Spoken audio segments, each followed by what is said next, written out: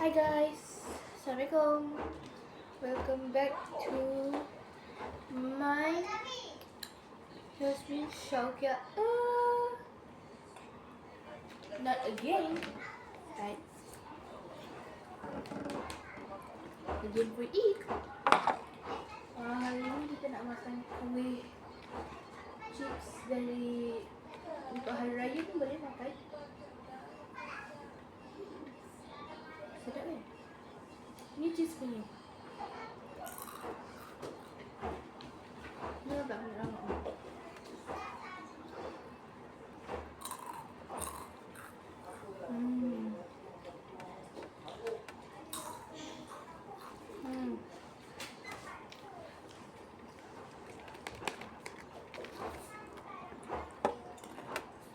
Mari kita nak makan yang lupa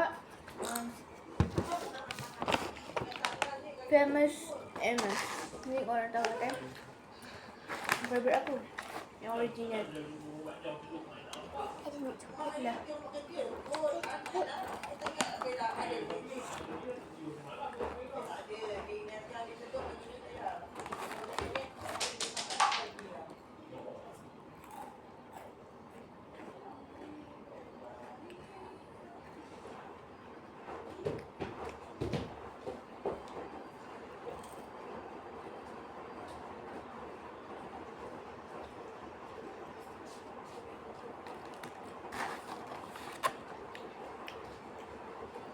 Tu kalau aku diam tu rasa sedap.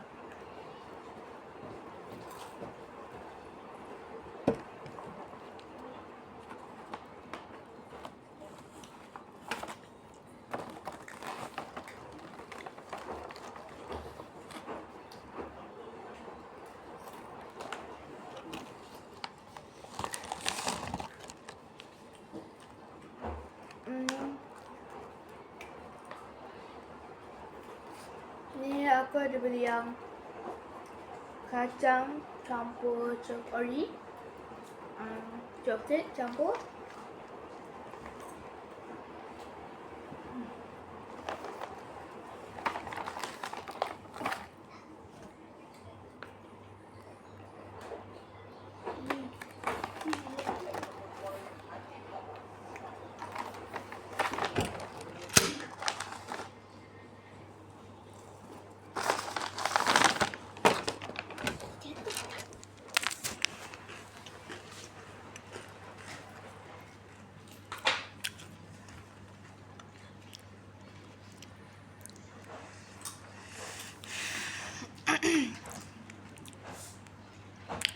Itu video saja untuk hari ini. Bye bye.